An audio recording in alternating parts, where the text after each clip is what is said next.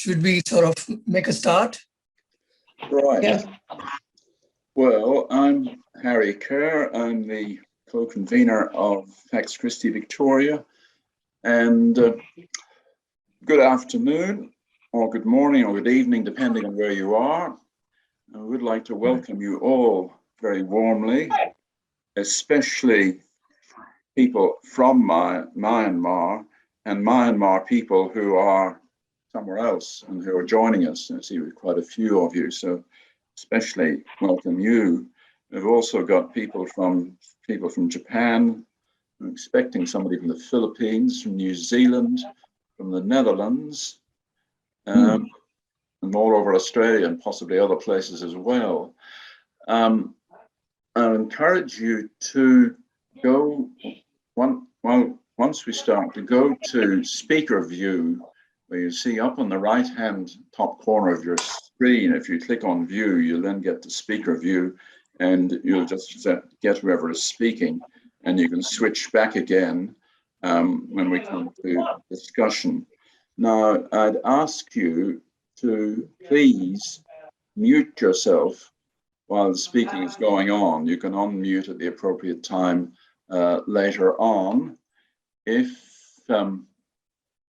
If you haven't turned your video on and you have video, please do that now so as we can see you. And I'm now going to hand you over to Cesar de Mello. Cesar has done all the hard work of organizing this webinar, and we're very grateful to him. He's a person of wide experience in the ecumenical and human rights and social justice field. He's a member of our committee. And so over to you, Cesar, it's all yours. Thank you, thank you. So I am Cesar de Mello. Am I coming across clear, loud, and all that? Can you hear me? Yeah, okay. Yes. A welcome from me too. I mean, organizing this was great fun, partly because there were people around me that helped me, people like Denise and Greg and Kuneng and others. Thank you for them. Thank you to them too as well. A welcome across, as Harry said, across different time zones. And I especially remember friends in Canada who are joining us from Toronto, and it is midnight over there now. So that's called commitment. Just want to acknowledge as well, amidst Father Claude Mostovic, he is the president of Pax Christi Australia and convener of New South Wales Pax Christi. And of course, Maggie Galley, who is the secretary of Pax Christi Australia. For those who are unfamiliar with Pax Christi emerged in 1945 in the shadows of World War II and the horrendous devastation. And since then, Pax Christi has expanded to be an international global peace movement, mostly run by volunteers who have nothing else to do. Sorry, but that's who we are. Let's begin with acknowledgement of country, and I have requested Sister Patricia Fox to do that for us. Thanks, Pat. Thanks, Cesar. On behalf of all of us taking part in this webinar, I'd like to acknowledge the traditional owners of ancestral lands in whatever country we may be, but particularly in this land we call Australia. And as this event is coming from Australia, from Melbourne, centered in Melbourne, I'd like to pay my respects to the Wurundjeri elders past, present, and emerging. We recognise their continuing connection to community, to water, to the land, over which sovereignty was never ceded and no treaty was ever entered into. I particularly extend my respect to other Indigenous Australians who may be present today on this webinar with us. Thank you. Thank you, Pat. Very briefly, Myanmar has sadly been in the news for decades, as you know, for its upheaval. After a few years of liberalization, it has yet again been plunged into the vortex of suffering and death since February 1 of this year. A recent issue of The Economist magazine called Myanmar the next failed state.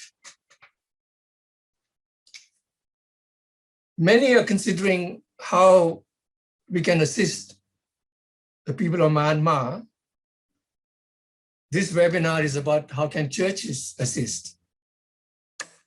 We're fortunate to have a good panel, an excellent panel who have taken on the task of exploring this question within 7 minutes each. And they will be helped by this bell, if need be. Catholics can recognize that bell. I'm still waiting for Christi, but in the meantime, we can start with Koneng. Koneng, are you there? Yes, I'm here, Caesar. All right, I'll introduce you. Koneng Solzman will speak on the condition of Myanmar. Koneng was born in Yangon, Rangoon, and was part of the generation, 1988 generation, that was involved in an uprising in Myanmar, making Koneng a refugee in Australia. He tells me he's very grateful for the churches helping him to settle here. National spokesman for CRPH, or Community Response to Hiadongsu Utalao, which is Burmese for Member of Parliament in Myanmar.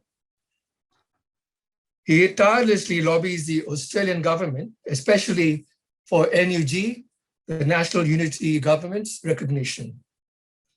He is immensely saddened by the deja vu in Myanmar. Over to you, Koneng.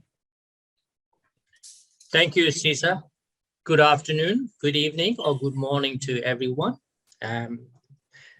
Thank you for allowing me to speaking on behalf of Myanmar people in this occasion. I am from CRPH and NUG Support Group Australia, and we have 67 different Myanmar ethnic community organizations, including youth across Australia. First, I would like to thank everyone for your prayers for the Myanmar people. Since the military coup 1st of February, Myanmar citizens have shown their strongest rejections to the coup through peaceful but mass demonstration across the country. And it is known as Civil Disobedience Movement, CDM, which is first led by medical service personnel, young people, and civil servants personnel. Despite the peaceful CDM of Myanmar citizens expressing their rights to freedom of speech and association, the military junta has deliberately responded by killing over 1,100 innocent citizens, including children young as 5 years old and pregnant women. That's not include where the ethnic minority area fighting against with the military, killed by the military. Over 8,000 people were arrested, including our fellow Australian citizen, Professor Mr. Shontano.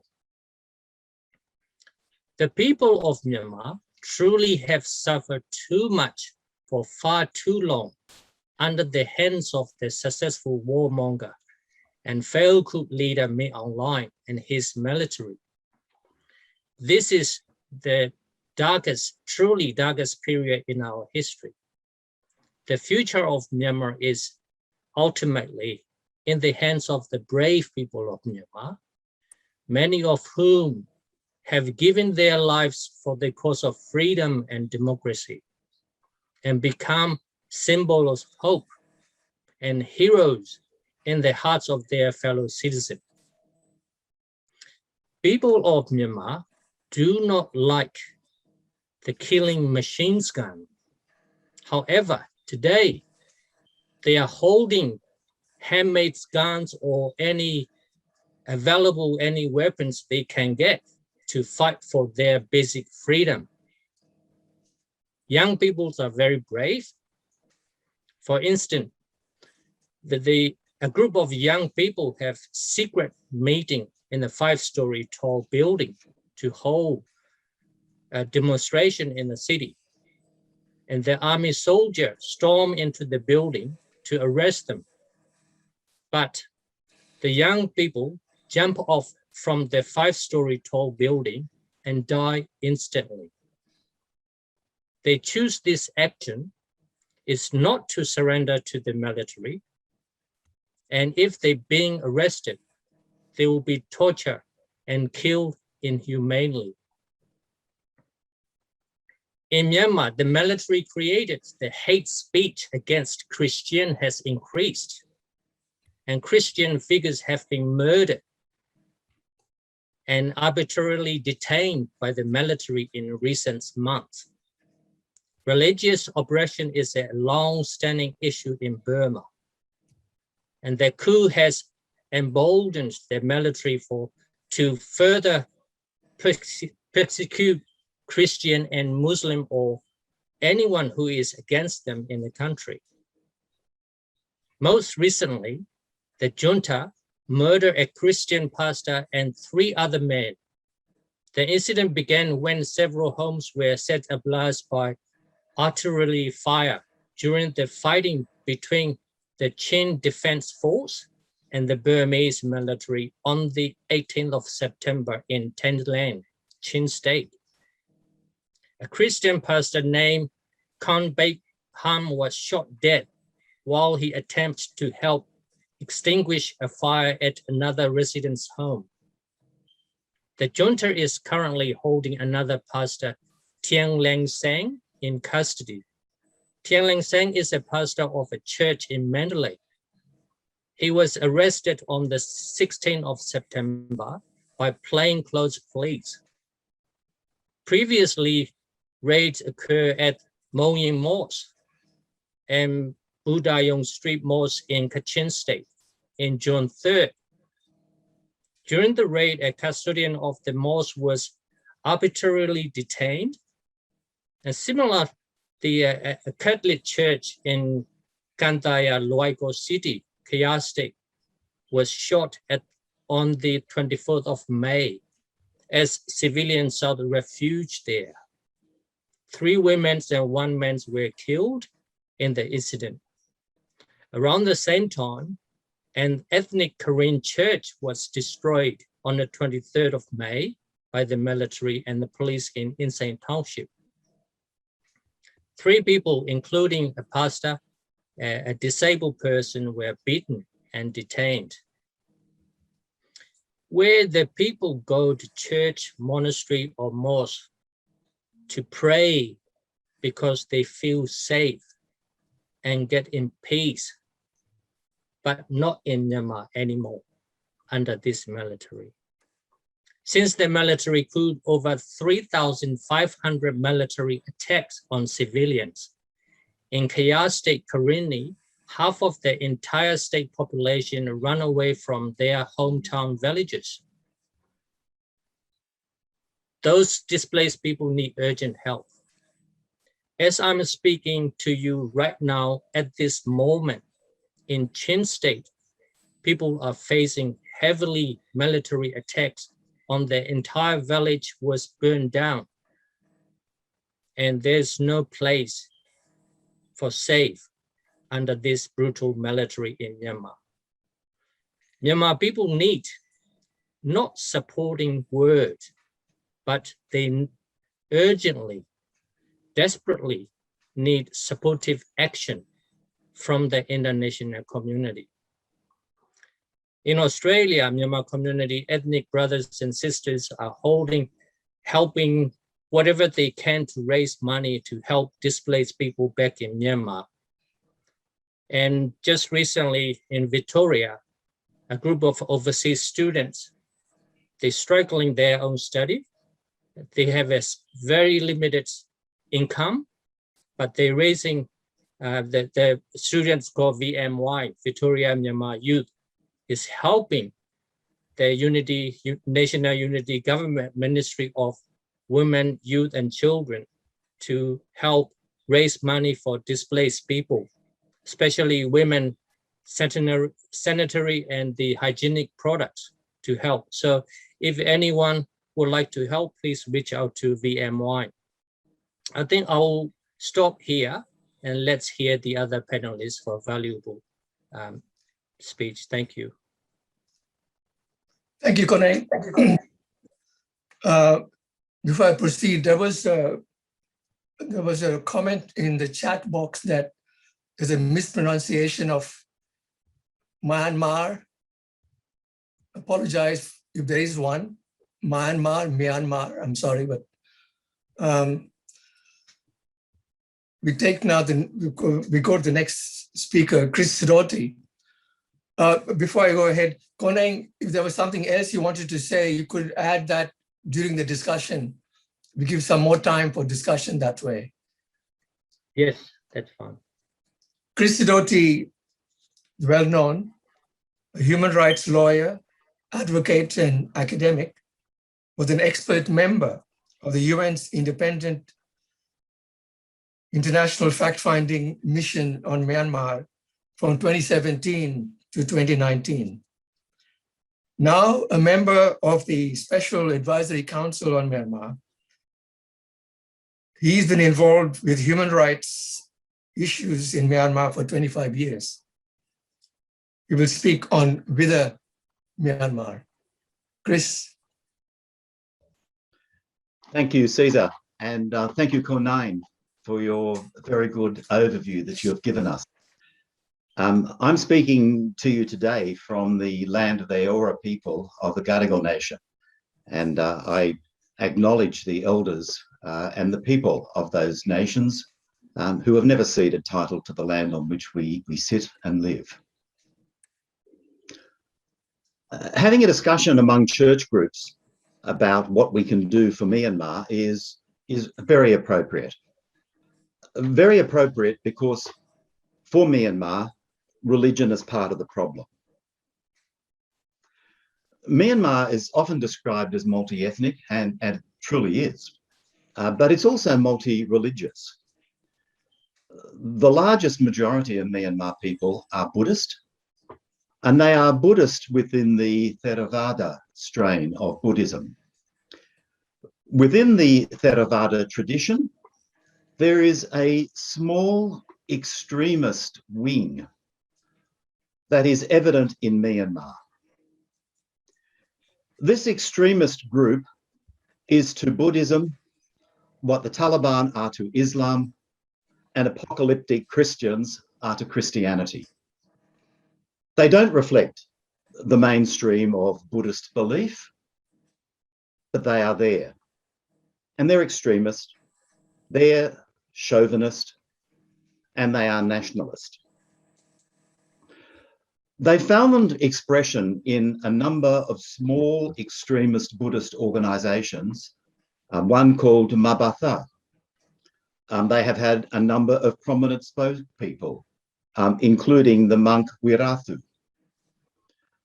Importantly, there have been historically significant links between this part of Myanmar Christianity with similar groups within the Theravada Buddhism tradition in Sri Lanka.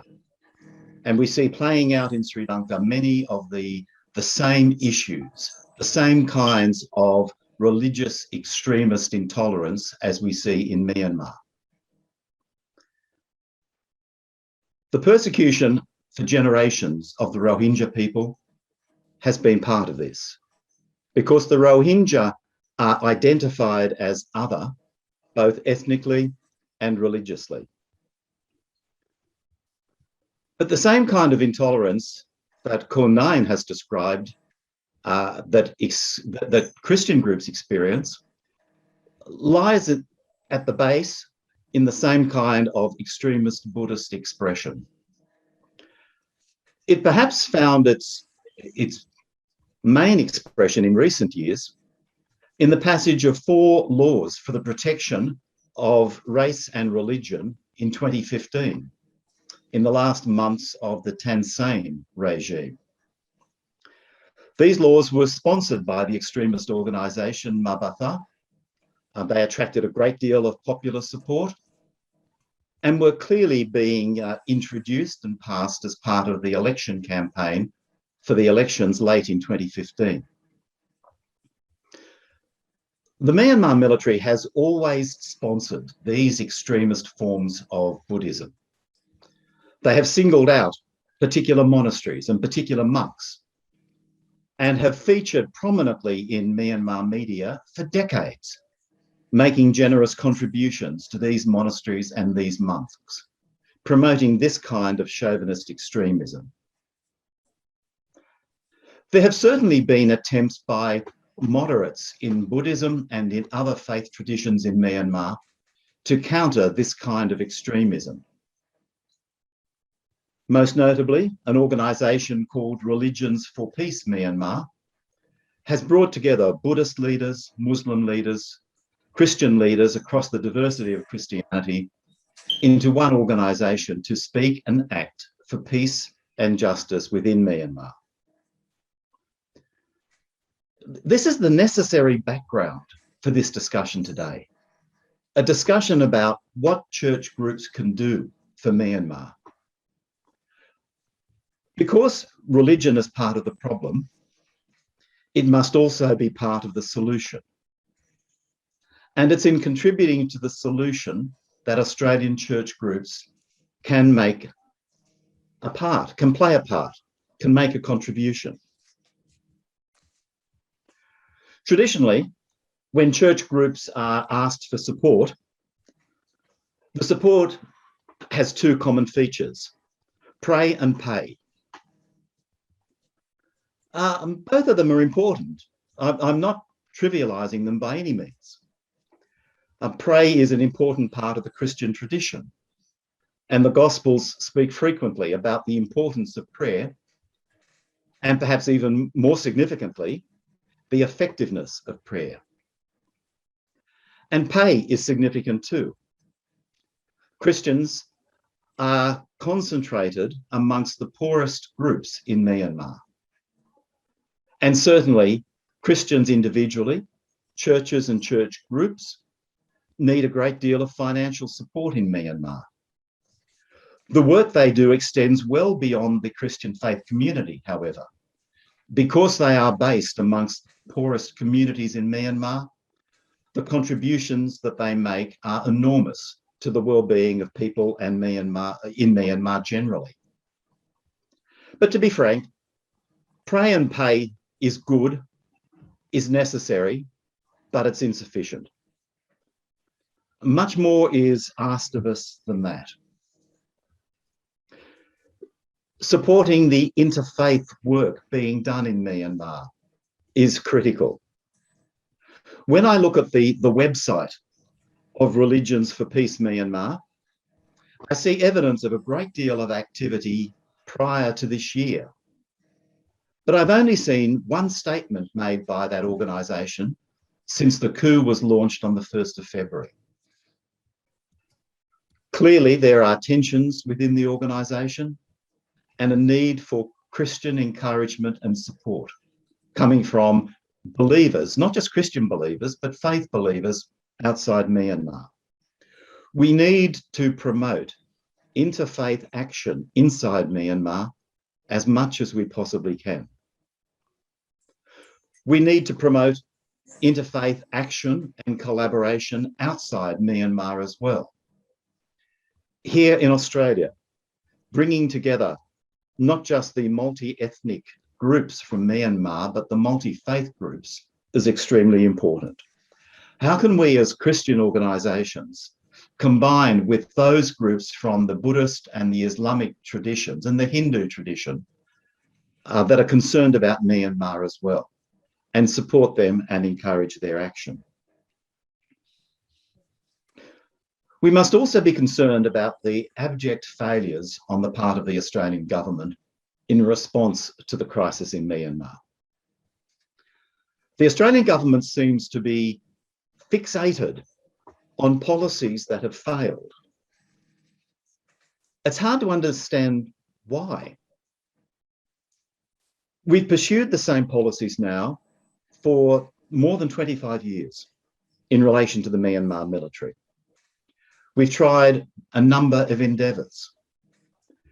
But when the Australian government can do nothing to protect a highly regarded Australian citizen who has now been in prison in Myanmar for 9 months, we have to ask, what is required to change policies? What is required to make those who set Australian policy understand that the policies of dialogue with the military in the past have simply not worked? And we need to be stronger, we need to be tougher, we need to be more vocal, and we need to be more active. There are things that the Australian government can be doing, but has not been doing. Almost alone amongst Western states, the Australian government has not imposed sanctions on the senior military leadership in Myanmar. There was some sanctioning done in 2018 after the Rohingya crisis, but not of the top generals. It seemed that Senior General Min Aung Hlaing, the murderer-in-chief, and So Win, his deputy, are beyond the concerns of the Australian government. The two of them continue sanction-free. Whereas the United States and Western European countries have sanctioned military businesses, the Australian government has taken no action whatsoever. We seem to be hiding behind the divisions and the insecurities within ASEAN and saying that this is ASEAN's responsibility, not ours. Well, ASEAN has been slow to act. It has been divided. But the decision taken on Friday to exclude Senior General Min Aung Hlaing from the coming ASEAN summit is a courageous and a landmark decision on the part of ASEAN. And it shows a great deal more gumption than the Australian government has shown. And what about Myanmar refugees? What about those in this country who simply cannot go back and those seeking to come to this country? Our policy towards refugees, as all of us Australians know when we care to admit it, has been outrageous for decades. There has not yet been the level of compassion and support towards Myanmar political activists that they are entitled to expect from us. These are all proper areas of concern for church groups. Pray and pay for sure, but act is really what the gospel demand is. There are things that we can do. It's not asking much, and an expectation that we do it. So it's good to have the chance to discuss these issues today. Thanks, Caesar. Thank you, Chris. Very valuable background. With Myanmar, but good to understand where Myanmar is coming from. And your analysis, religious, theological analysis is useful.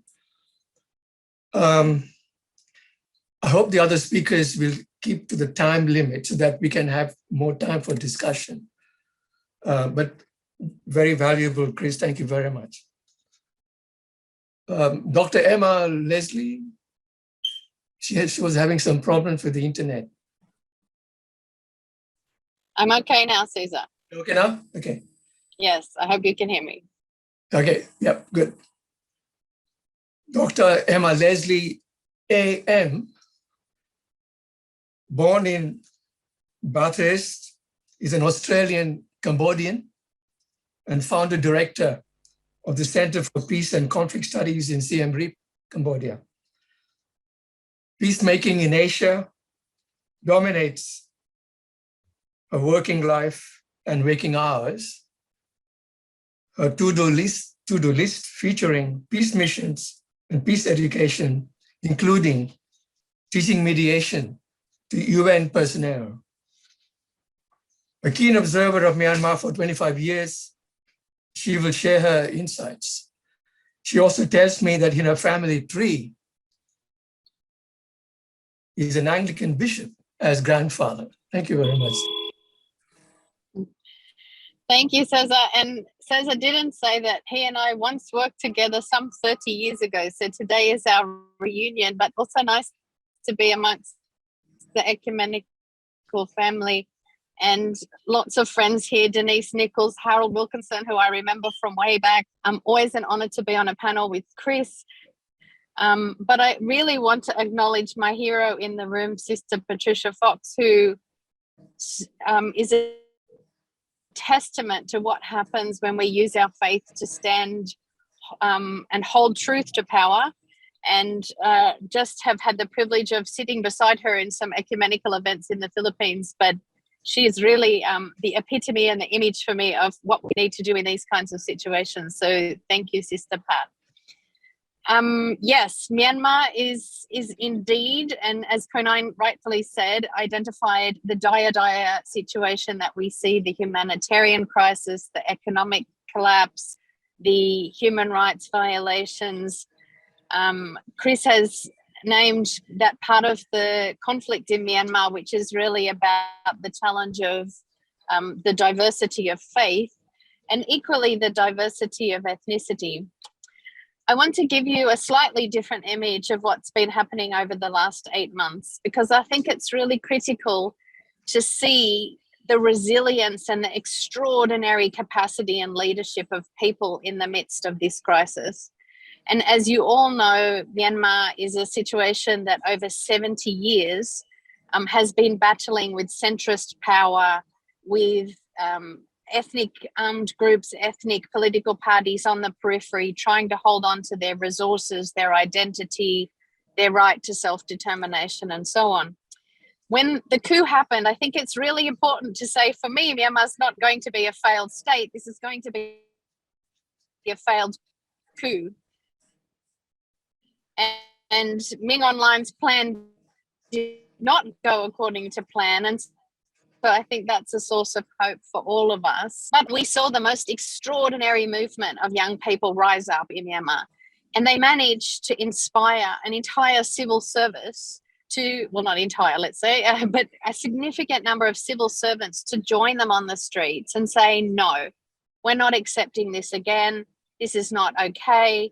We're not putting up with this. And the most creative, non-violent response, very energetic, but also a youth movement that's largely rejecting traditional ways of resolving issues. So not interested in external intervention in the way that we know it, mediators coming in and trying to get everybody to a dialogue table.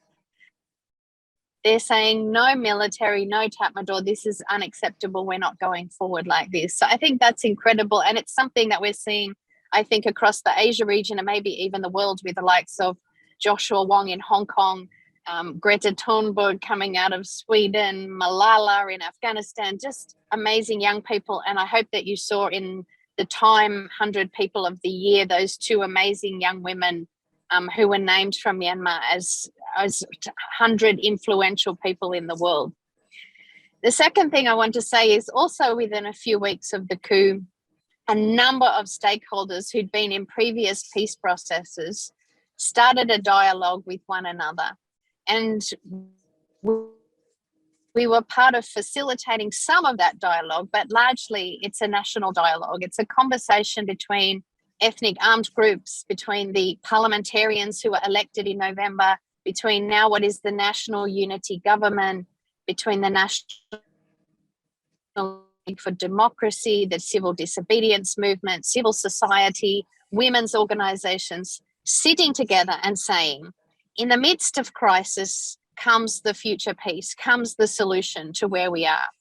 And what they've been doing, not without issue, not without challenge, is suspending the constitution and dreaming what kind of country do they want to be in the future.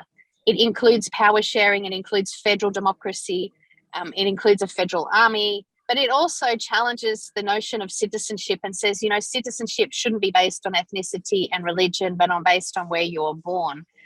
Those conversations are ongoing.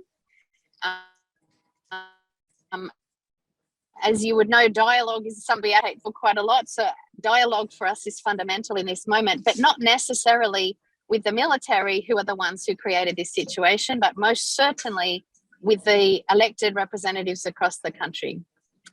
The last thing I want to say that I think has been amazing is how people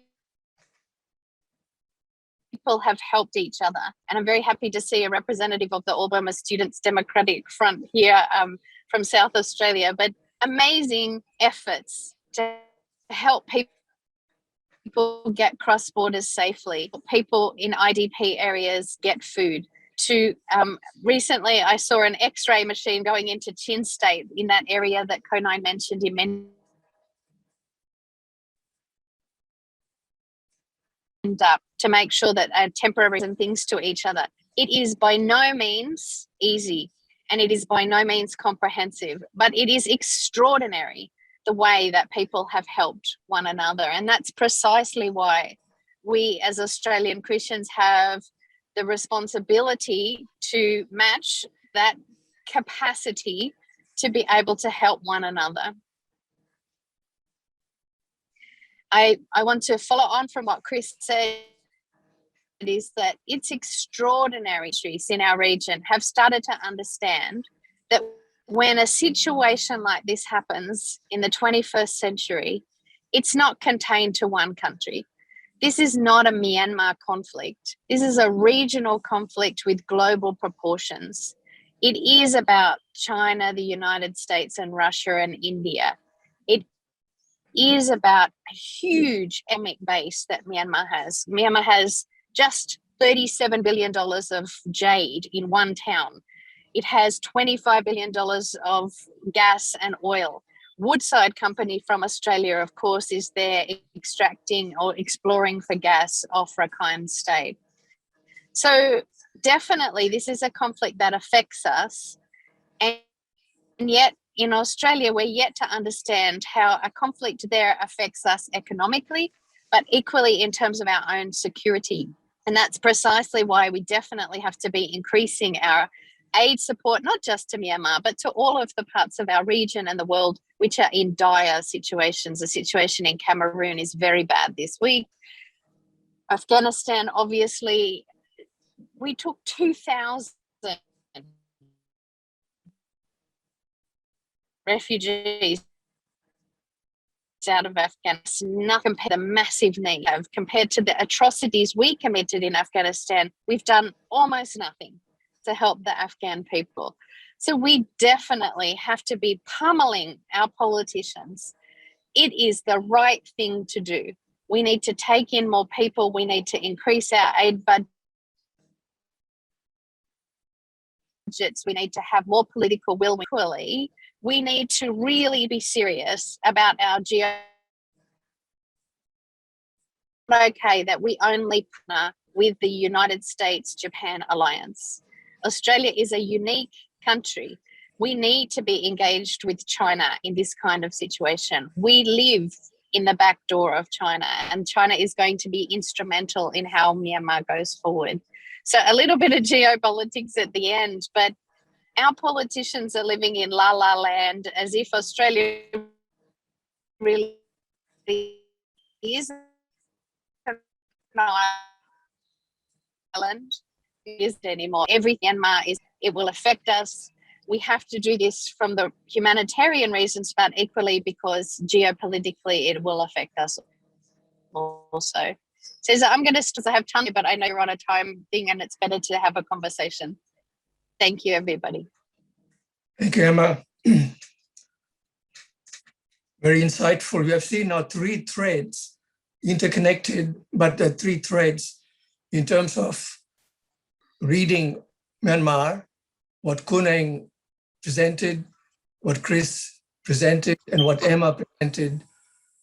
And one of the threads, as it were, coming through is Australia on action. So that gives us some focus for our discussion. Incidentally, I've not seen any question raised so far. And please think of some. From what we have seen so far, the question is now, how can churches in Australia assist the people of Myanmar? And we have already been given signposts to that from the 3 presentations. Denise Nichols, OAM, who's going to speak next, is an experienced humanitarian and development practitioner at the University of Melbourne's Peace Building Initiative. She has worked with the Jesuit Refugee Service in Bangkok, JRS, as some would know, an advocate and lobbyist in partnership with the Myanmar community through faith-based networks and the Australia Myanmar Institute and other groups. She will share suggestions on how we can help Myanmar. Denise. Thank you, Caesar. Thanks very much indeed.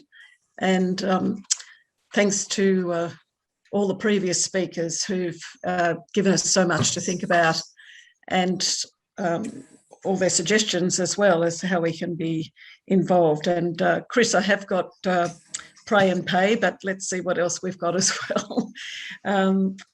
But I want to begin the session again, like Konai mentioned, and it was interesting to hear there are 67 in Australia diaspora groups working and striving for peace and democracy in Myanmar. And I just want to acknowledge the work also of the churches, the faith-based churches, also the interfaith communities of Buddhists and people from the Muslim community as well. And they're absolutely working so hard to support their family, their friends, not only through the coup, but through the COVID crisis as well, and support everybody back home in the revolution for democracy.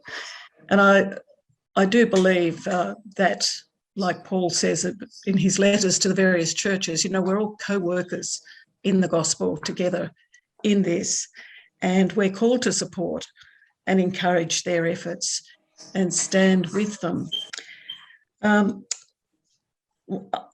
going to speak really from a very grassroots point of view, and I do appreciate Emma and Chris and Konai's absolutely global views on the situation there. But drilling down, I want to start off with some of the voices of young Christians in Myanmar and how they're responding at the grassroots level. And it really just illustrates what the other speakers have said.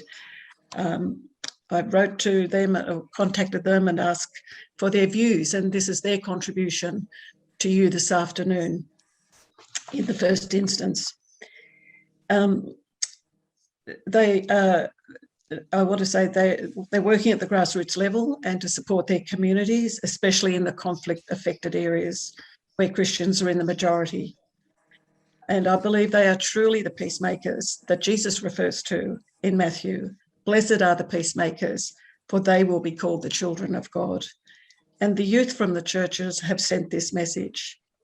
Churches are peacefully participating in providing shelter and food support to help their people and the community. Some churches support the underground movement of young people defending for democracy. But they say some churches are also quiet. And I want to add here, and I think Emma alluded to all of this, that this work is actually very dangerous. Like those that have marched in the streets, those that are defending in the ethnic areas, it is extremely dangerous for people to organise and work out how to support their friends and communities. And I know they do it at great personal risk. But in every crisis as Christians, we can look for opportunity, and it has opened up the imagination for the young people in Myanmar who say, to quote, the current situation has opened up new challenges and opportunities for interreligious humanitarian work. Churches struggle together with Buddhists, Muslim and Hindus for social and political transformation to resist the evil junta. And I think that's what Chris was saying. These young people are doing it on the ground within their own communities, connecting in ways they've never connected before. They say we need international support in terms of financial support, advocacy for justice, networking, and church-to-church support programs. So Myanmar needs humanitarian support in all areas. We need human resources, as we are also exhausted and sometimes overwhelmed. I think our friends have given us the challenge, and I want to put 4 strategies out there for us to discuss in our area this afternoon. It is pray, it is connect, engage, and provide financial support. They're 4 things that I've been thinking about and actually engaged in myself in responding to the whole situation over the last 8 months. And to quickly go through them, I want to just say prayer. Personally and corporately, our friends in Myanmar, I know, value our solidarity and prayer. And in this COVID time, we've learnt new ways to pray together. And Zoom has opened up all sorts of possibilities and collaboration. So it's not just a private prayer, it's about sharing the burden with our friends. The next theme of connection, this comes through strongly to me. We need to connect. We can't do this in isolation. We need to connect with the diaspora community here in Australia and support their efforts in advocacy to the Australian government. As Chris said, there is so much to be done in this area, and also their many fundraising efforts. We need to connect with a Myanmar community church that might be in your area. Get to know their stories, invite them into your place and space. We need to connect with the women in Myanmar. Think about this very strongly. Women, as Emma says, have been at the forefront of the marches, the public marches of the revolution, the medics and the teachers, and most of people in those professions are women. And they often led at the front of the rallies. But now we know that many women, including doctors, teachers, and journalists, are now in prison and have experienced sexual and physical violence and torture. How are we to support women in our partner churches who may be amongst those who are in prison or are supporting family members? So I think this is something to think about and discuss, and I've got some practical connections to talk about later. And we need to connect with our interchurch and interfaith groups to work together in support of Myanmar. I think it's really almost reflecting the work of the young people and the people in Myanmar itself. They're being challenged, and we need to challenge ourselves in that. Then engage, and this is where the advocacy comes in. And I want to challenge the idea that our church leaders need to step up and help lead advocacy with our government, find ways to do that. I know they've been very hamstrung by leaders in Myanmar, who feel that exposes them to insecurity. And that's very real and very true. So I think it's about working with our church leaders to work through other networks like the National Council of Churches or the Catholic Bishops' Conference or the Christian Conference of Asia, MICA, and other groups, in order to have a voice but not compromise the safety of members in Myanmar. And then fourthly, financially support church members in Myanmar to do their peace building work. They do it on our behalf in a way.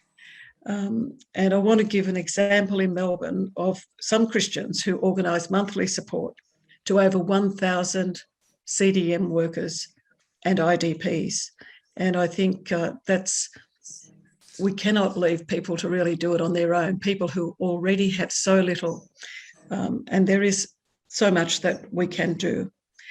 And just finally, I just want to say, I think there's nothing too large or too small that we in our churches can do.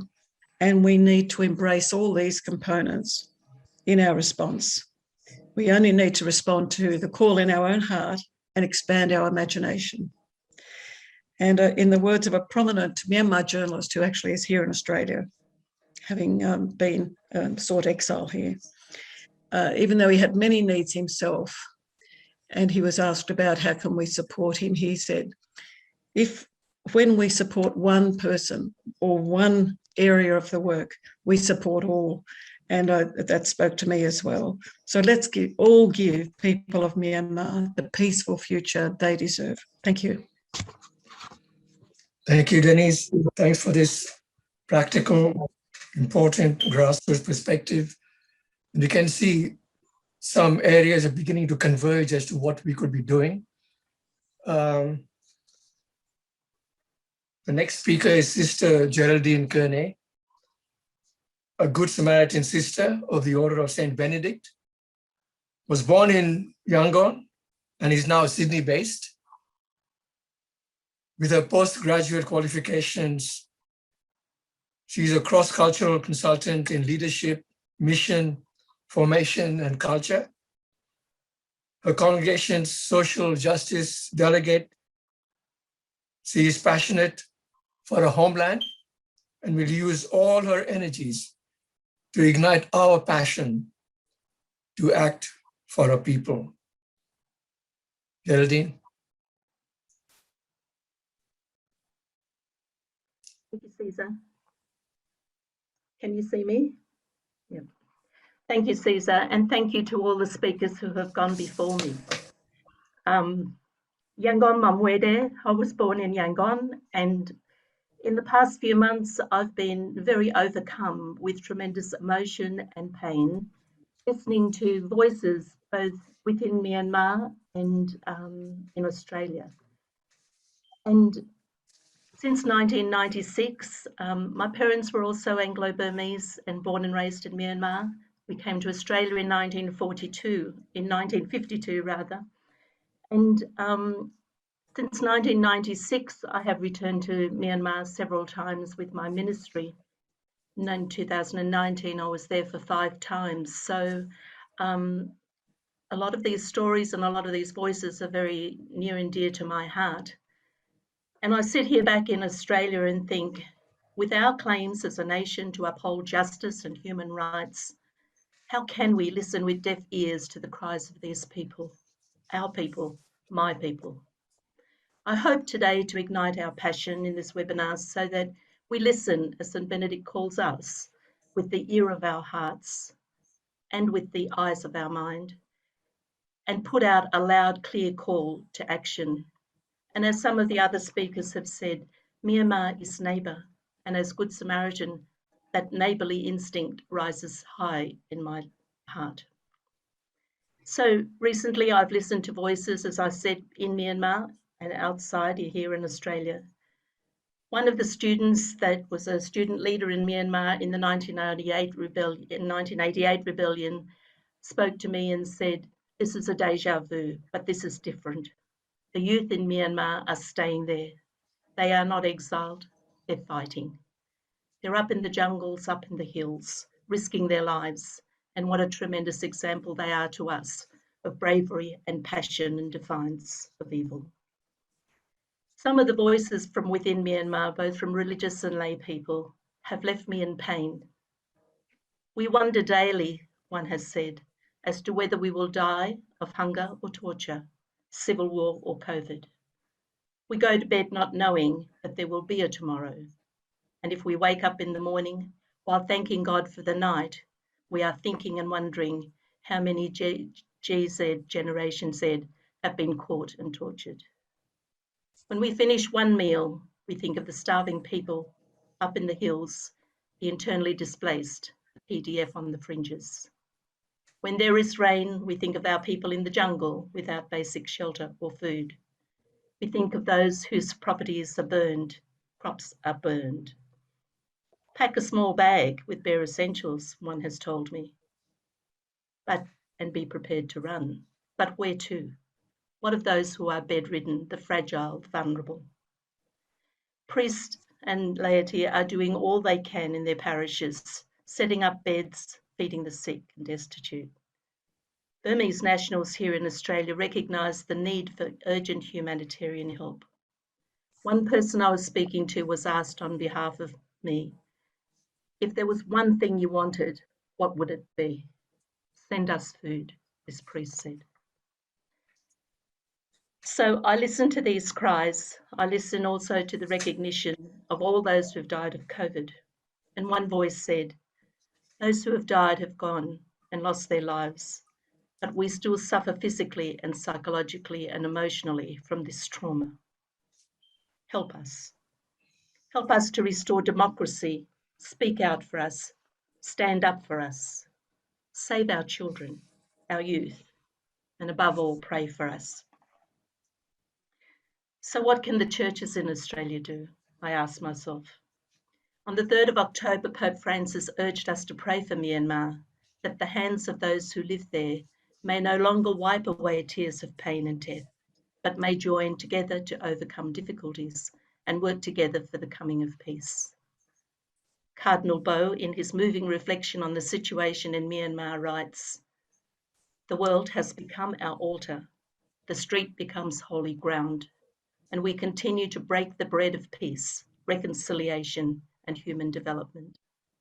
The Church is not just an NGO, it is a religious organisation that affirms the dignity of every human person. And therefore, we need to be accountable, collaborate, empower. So now it is heartening to learn recently that the ASEAN is inviting, or not inviting, the General, and inviting a non-political leader to attend.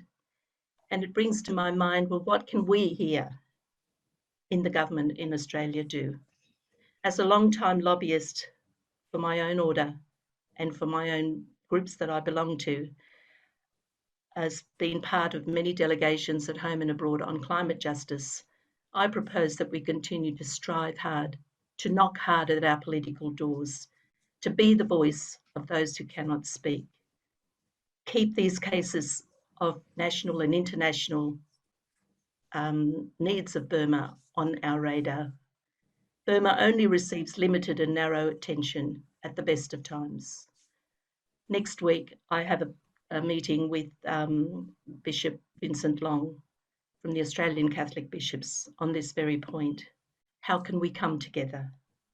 Maybe we can have a national day of prayer for Myanmar in our churches, sign the petitions that are already circulating, send a delegation to Canberra and lobby the government to join with governments around the world and respond with targeted measures to limit the junta's power and influence.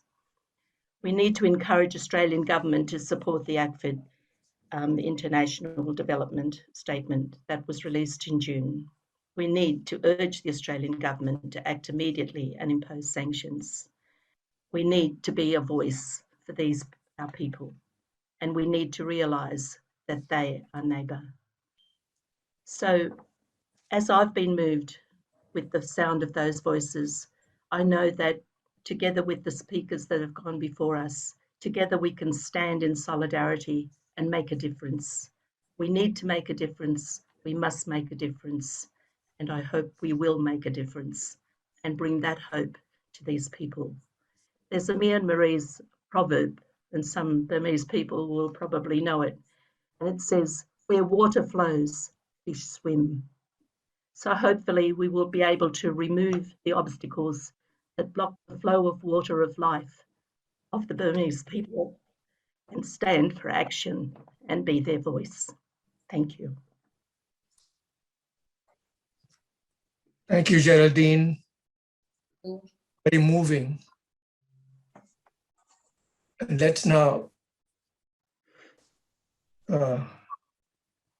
inform our discussion accordingly. It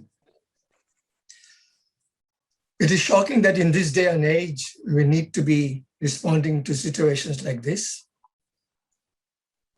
As humans, we have explored brilliantly most aspects of modern living, space, technology, engineering, communications, and so on. But we have still a long way to go to understand human behavior and its drivers. And churches, as being one of the voices for sanity and dignity, can play a role in this area. Churches can act by themselves, given its structure, given its organization, given its members held together by faith and its values. Who is my neighbor? It's a very important focus for our theology and Christian practice. Churches can also act in tandem, in collaboration with other groups, other people of goodwill, to move governments, move institutions to act for the people of Myanmar in the name of justice in this neighborhood that we share. So with this as a background, let's now proceed to deliberate, to ask questions, to share suggestions, whatever. We have a panel there to give further advice, more advice, more insight. But one thread that comes through all the presentations is what we as churches can do in terms of making our government act a bit more. Their silence is inexplicable. Maybe it is explicable within the powers, within the corridors of government, but not at all to us.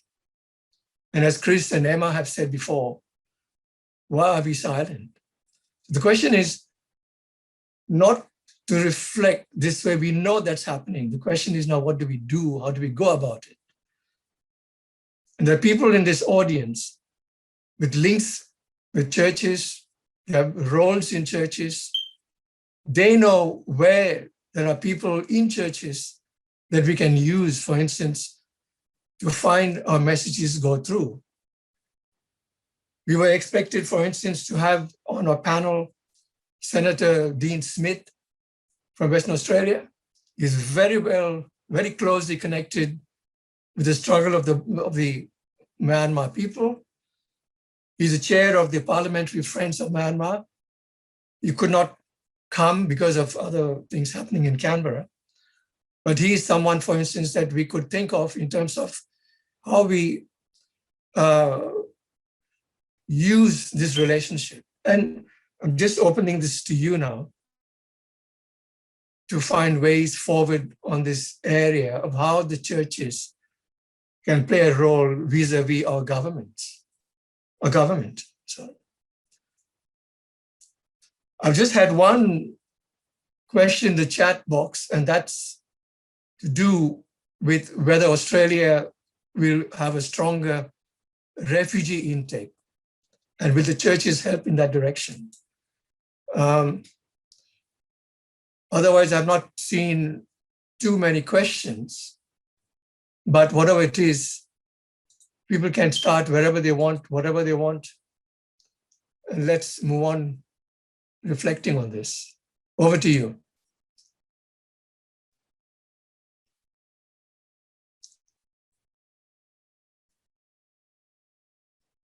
If you feel, I mean, we can open this. If you feel you want to say, you want to voice it, please put your hand up and just unmute yourself and make your question to the others.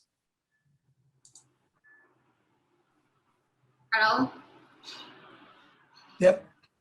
Yes, I'm joining from Myanmar. Could you hear me well? All right. Yes. Yes, I would like to share my insight. Thank you for letting me to join in this group. And then I received the link from one of my friends, and then he sent me to join. So when I listen, yes, the current situation where I'm in Myanmar at this moment, and then my location at this moment is in Lashu. So inside the Lashu area is we are still quite, settled down, and we trying to stay. And then wherever we go, we need to be very careful at this moment. And then in the church, because at first I heard Chris is mentioning how are we going to help the people who are struggling and who are facing different form of the problems and difficulties. So I participated, our community, my congregation, I'm SGE sisters. So we participated in the church. Our parish priest, he mentioned and he announced that because he said we have received some amount of donation from the Australia, and then in the church he announced, and then we bought it a lot of the materials, and like nowadays the people, because of the country conflict, because of the pandemic, the people are facing a lot of problems. So we, the church, and then we, the sister, also trying to participate with the priest, and we went in the squatter area and to distribute some their daily food, and then like food and lodging. So we are trying to do it and helping the people. But nowadays, we are not allowed to go out from another place to another place and village to village, because as we all know that in the news, wherever we go, we are not safe, because the people, the government, the current government, the present government said they are not granted for our life or this. And so really I feel sorry to see them also. And then here in Lashu, like 2 months ago, the church and we the participate trying to help the pandemic, the patients, and then the church cooperated and then give a place to heal and then to take care of the COVID patient. But the present government, they took it away, and we are forced to close the COVID care center too. So it's I feel it is not right way, but like pray and pay and then put into actions also is, we are still struggling. Like for me, I try to communicate, I try to help, but the government itself is, observing how the sisters are doing, how the church are participating. The church itself is very hard to try and then to help. So this is my sharing also. Here in this area, we are really facing a lot of difficulties. Thank you for that. Thank you. Thank you, sister. Yes. Can I ask you, can I say that it must be brave for you Yes. on this webinar? All right. It must be safe for you to join this webinar from Lashu? Yeah, from Nashville, correct. Okay. Good to hear from you. And it's a very complex situation, as you can appreciate and we appreciate. Thank you. How do we go from what we know to what we can do? Yes. And that's a question that I'm putting to those in Australia who know the scene, who know the situation. We have in government people who are favorable to our quote unquote cause. Greg Thompson just said, apart from Dean Smith, we have people like Mr. Khalil from the ALP. And also, was it Senator Kitching, was it Greg? So there are people that can help us. But the question is, how do we work on it? What do we do? Who do we speak to? Where do we go? Because the churches as such have been silent on many issues, including this one. And members of churches like you and I feel we can do more. It's true.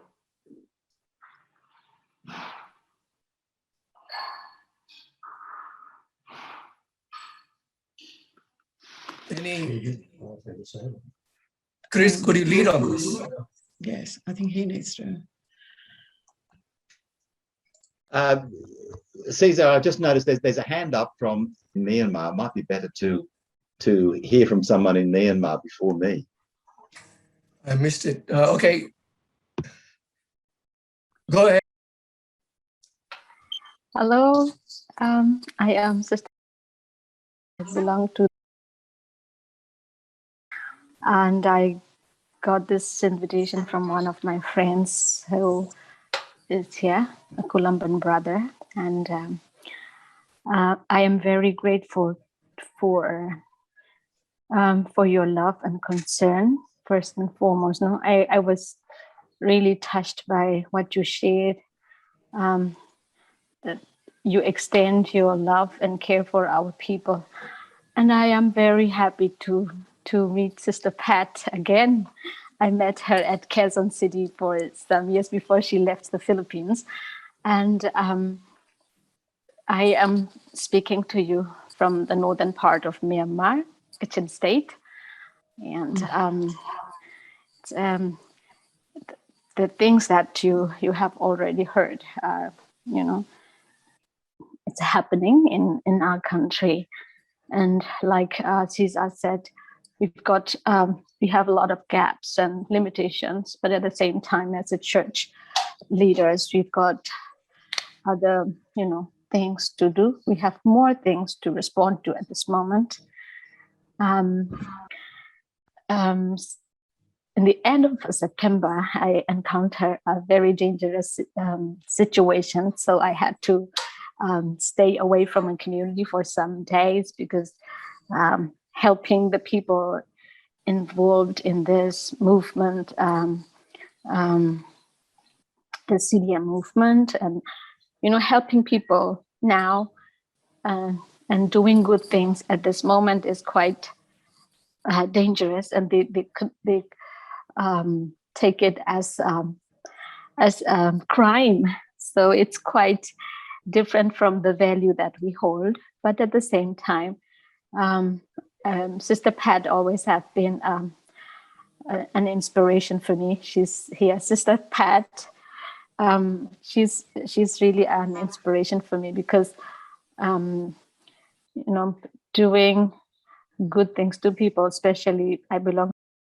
So following the laws at this moment is very dangerous, but at the same time, we have to be very prudent, and we have to listen to the current situation at the same time. So we've got lots of limitation, like humanitarian support, because many people are going through hunger since they joined the civil disobedience movement. They lost their job and they have to hide. They cannot work. So, and of course, the COVID-19 hit, the third wave hit the people again, and the military junta will not take responsibility for this. And in this small town where I am assigned at this moment, they closed down the COVID center since the end of June, and they would not take care of it. So we try to help, even if we are not from the medical field. We try to get trainings and respond to this the needs of the people at this moment. And so far, they survived. And this means a lot to me and to our people, hearing that somebody is with us. Somebody is supporting us. And then, of course, we were quite in the big. I am assigned as a contact person for the justice and peace. Since the beginning of the coup, I've been sending statements to the Human Rights High Commissioner, and then whenever they have the meeting, I had to send it. But of course, we have to ask somebody else to read for us. Otherwise, if they find out, we will be in trouble. So we try to do whatever we can. But now, as of now, after they found out my number and following me, I had to stay really inside. I'm already like a contemplative. I can hardly go out, and of course I can continue to help the young people and the people in online, because I'm a guidance counselor, and many of our young people are going through this mental health problem. So I trying to help them online, and I guess it's pretty safe at this moment. But what I really want to say is I appreciate your thoughts and your thoughtfulness, your support, and as somebody mentioned before, personally, I was very happy that the ASEAN became courageous and did not allow me online to attend this. And I was also very happy to see the European Union supporting our government. So this is a hope for us. And being a religious leader in this crisis moment is one of our mission, is also to give hope to our people, because many people are like wanting to give up already. So it is a hard work, but I feel very stronger because I see you guys are with us, and I am really grateful. Thank you so much. Thank you. I see a hand up, so Reginald. Yeah. Thank you for opportunity to attend this meeting. Yeah, I have been working in the Thai-Burma border since the Dennis and Alan are working in the Bangkok, and they are spotting the Quran. I live in Manapur, and but I have been here settled down in Australia in Victoria. I'm one of the community leader from the Karen community, one of the ethnic minority. As a Christian, we have failed in the 2020 Rohingya crisis. Yes, similar to coming to the Burma crisis. This automatically, we are very grateful for the crisis on the Afghanistan and respond to the need. But the Burma crisis has been very long. Since the first February, we are respond very slow, especially the Australian government policy is very slow. And also that a lot is because of the international intervention is delay and more violence, more death. Now every day that we have faced the loss of our family member, loss of our sibling. So there's the more delay, more death, and more crisis. So this one is as a Christian, not only pray and pay, we need to collective advocacy to change the situation. And because of our people at the nature, we want peaceful transformation. So always trying the way for the peace. Because of the international community not strongly support the peace process. Yes, as a Christian, we let thy neighbor, let thy enemy, but not let the evil. The government is very evil. So how to fight in the evil is all people responsibility. Not only our prayer and pain is not enough. So they need a strong advocacy for the people. For Burma, I prefer the name Burma. It's the more inclusive. Don't worry about pronunciation, Myanmar. Myanmar always affiliate with the military.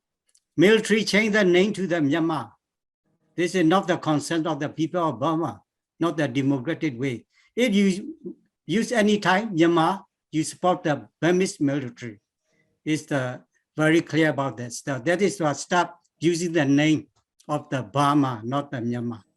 If you use Myanmar, you support the oppressed, our Karen, our Chin, our Karenni, ethnic minority, not included in the Myanmar. That is our point of view of the ethnic minority. Thank you very much for today's opportunity. I would like to thank all the panelists. They are always committed and supporting our community from Burma, and always they are supporting the ethnic minority, especially the minority Christian and the Rohingya and all the other ethnic minority. Thank you very much. Thank you. Thank you for the absolution on the Myanmar pronunciation. That's very helpful. Thank you. So we still have this question because the panelists have challenged us in different ways, but one of them is getting our government involved. And that still remains a key issue in a way. Many people over here are members of churches. And if we were to hear a very productive way forward, they can take it to their leadership, hopefully with some outcome there. But as I was asking Chris earlier, maybe he might want to reflect on approaching the government. Where are the points of entry, if you wish? And after Chris, I would like to talk to Kuneng about his own experience, because he did lead a team to Canberra. So maybe a bit later, but maybe Chris, you might want to say a few words yourself. Thanks, Cesar. Yeah, just a few words. It seems to me at this stage that the most significant action with trying to influence the government will be through local MPs rather than through the ministry.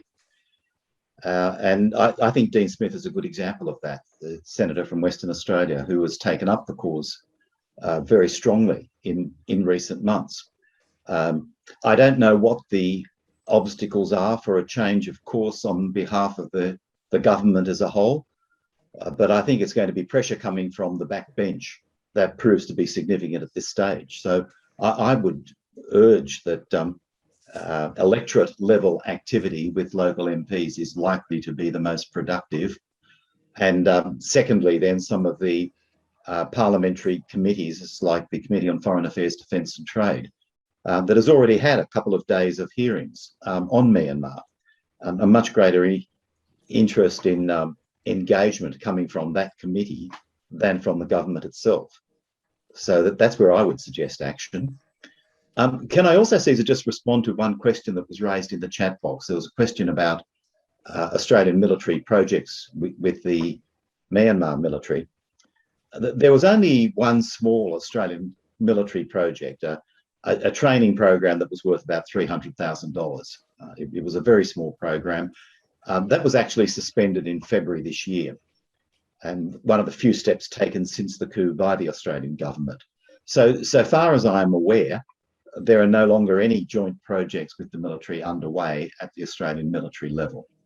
That was it. So thank you. Thanks, Chris.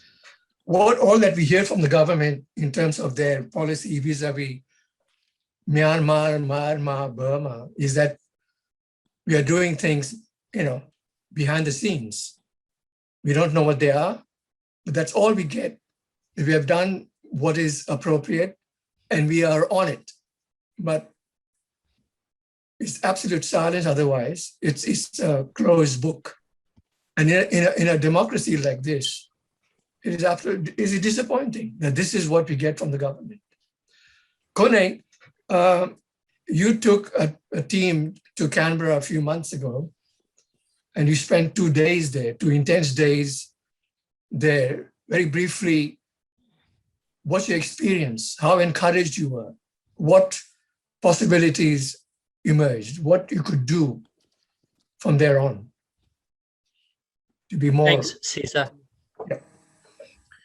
And since I was the 1988 uprising student, and I know and understand my own personal experience that how brutal this military government is. So I decided with some Myanmar diaspora group went to Parliament to lobby trip. Then we explain and encourage that to Australian policy on this Myanmar military. But soon after that, Australian government has formed the Parliamentarian Friends of the Myanmar group, led by Senator Dean Smith and the co-chair by the Peter Calais.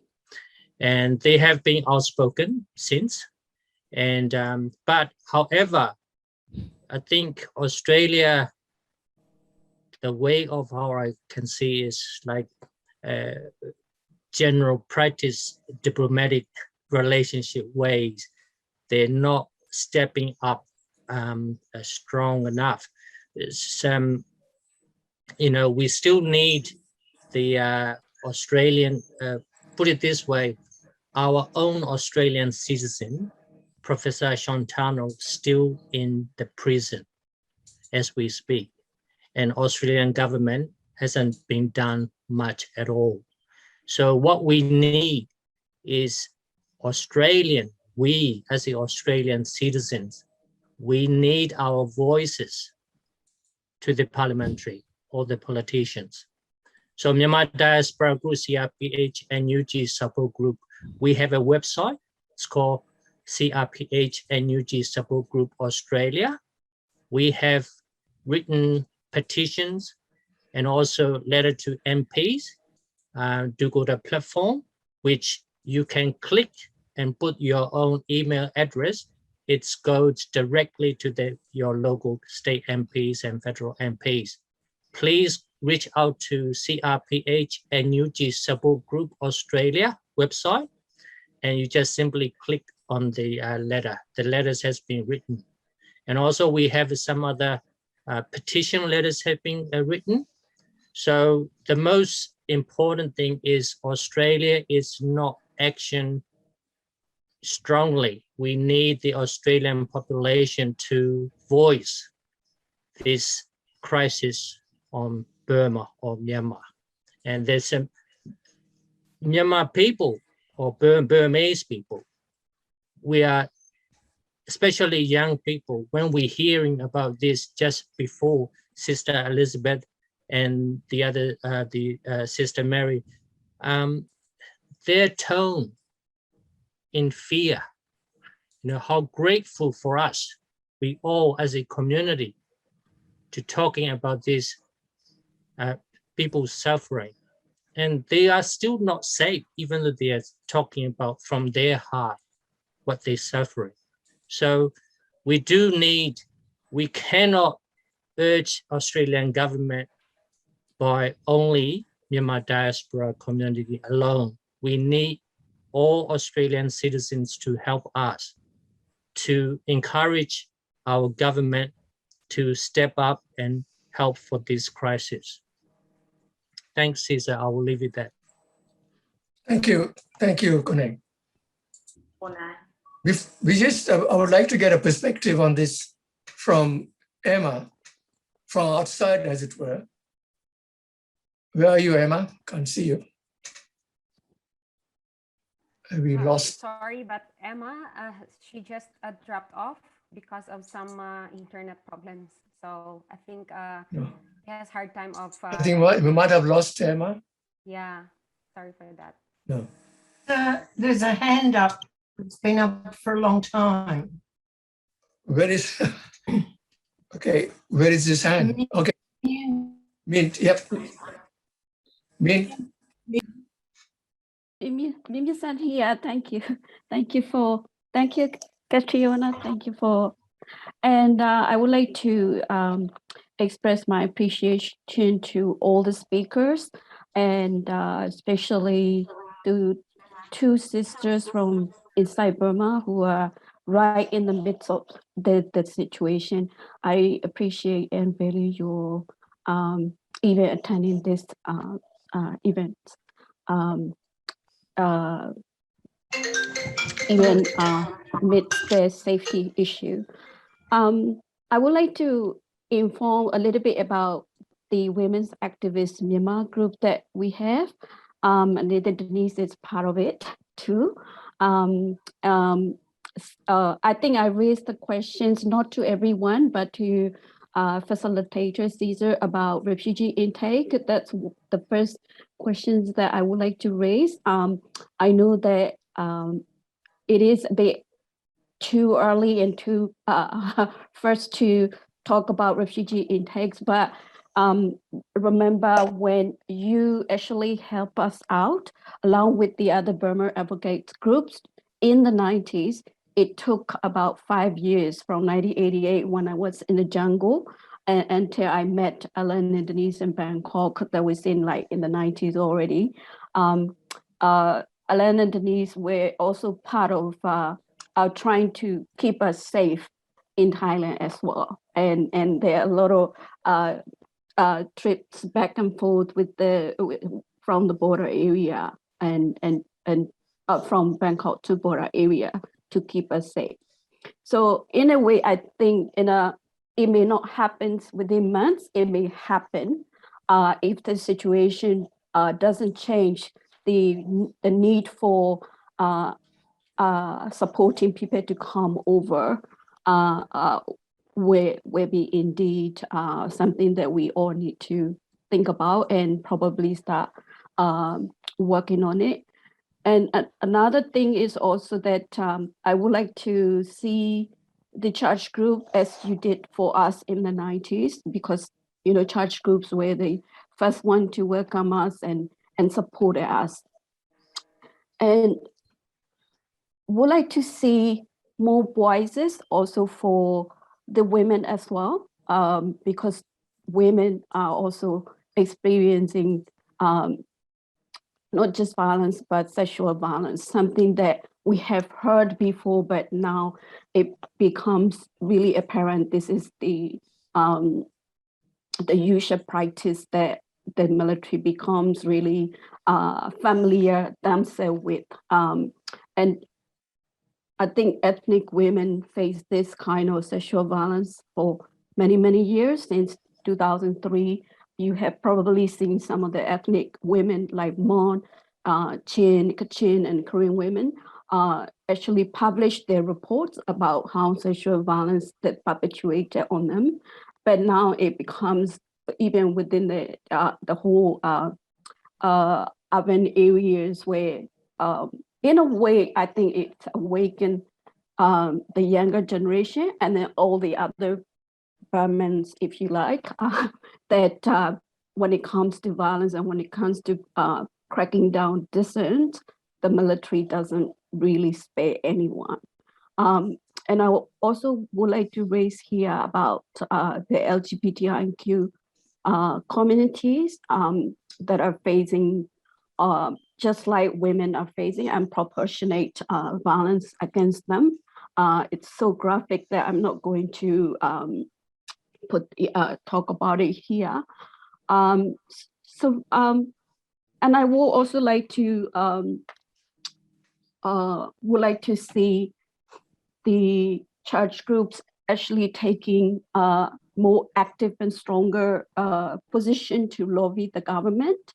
I know that it has been really hard, but at the same time, now that ASEAN decided not to include Burma in their summit, but that's kind of like a small step now in the right direction, but too small a step. So we need to see, because every time we meet some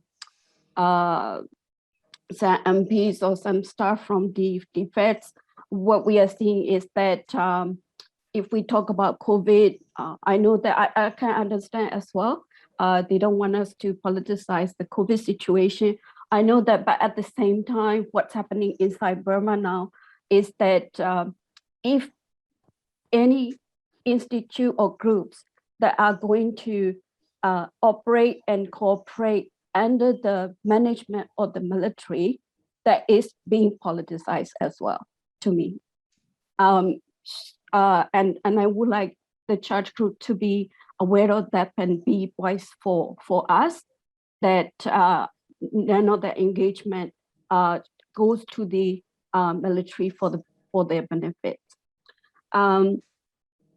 And I will also like to take this opportunity to inform about Women's Activist Myanmar group.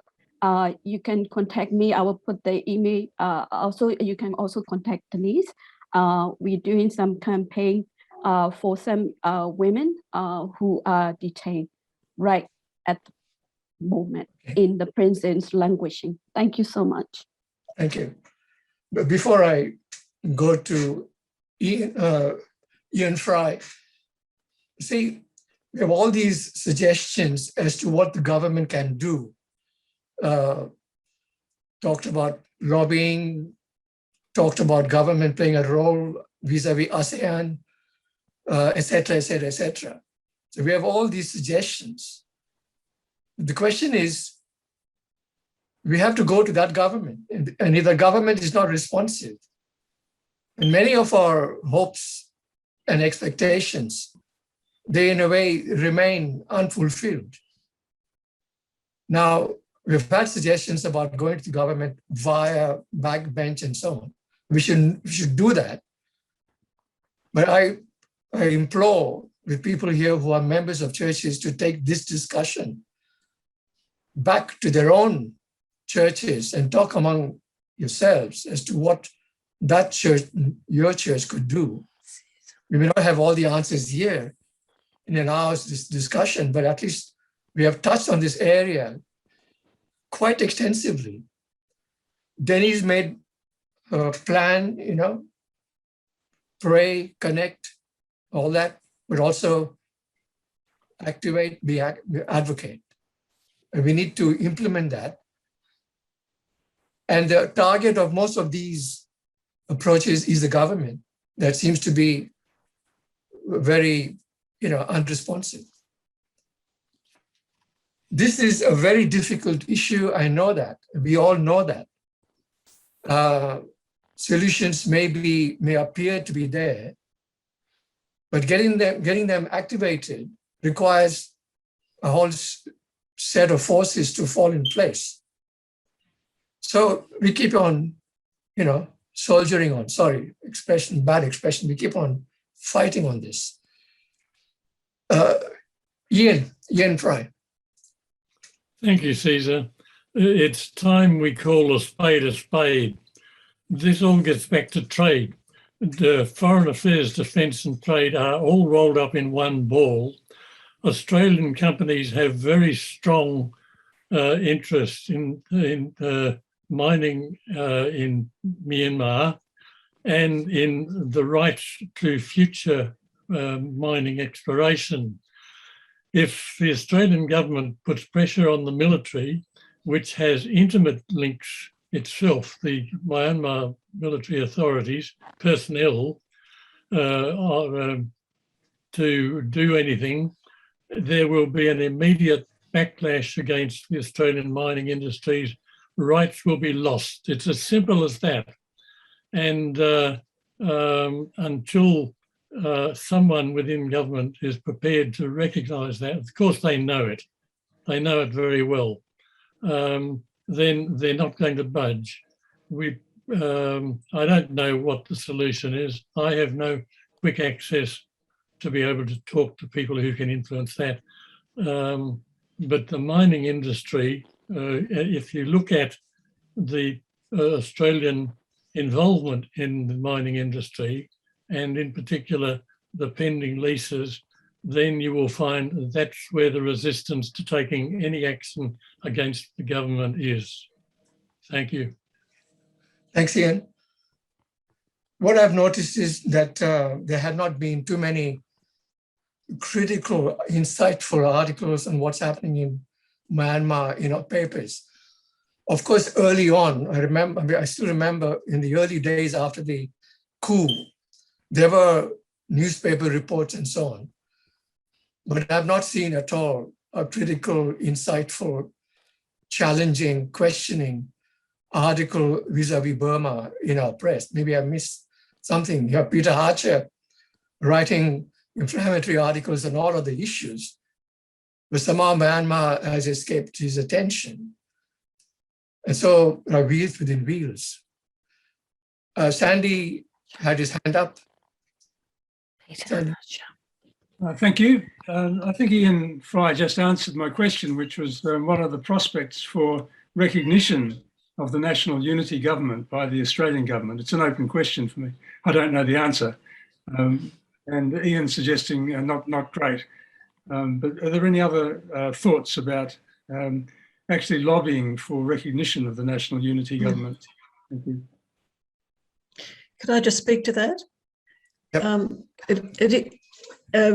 It also just speaks into a little bit of what Caesar was saying around what can we do and how do we do it, and that sense of powerlessness. But I think directly to Sandy's question, a group of us, Greg Thompson included, Bishop Huggins, Tim Costello, Ash Barker in the UK, these are names, Father Michael Smith, just loosely gathered, well, the way we describe ourselves as a loosely gathered group. And we had the opportunity to speak to the Deputy Foreign Minister and the, I think it was the Deputy Minister for Welfare, and they spoke to us a few months ago around their key issues. One was recognition, and the second one was the emerging and current, humanitarian crisis. And this was just before even the COVID exploded. And with the emerging situation, that World Food Programme has identified that by the end of October, November, there'll be something like 6 million people in food insecurity. And like the sister mentioned from Lashio, that people are hungry already. So this loose group of people, very hard to explain us this way, we're a mixture of denominations, but people concerned and with some past history decided to take up those two issues. And accreditation also included Peter Probe from Geneva, from the World Council of Churches. And so a small group of us went to Canberra to talk to the DFAT Myanmar Task Force.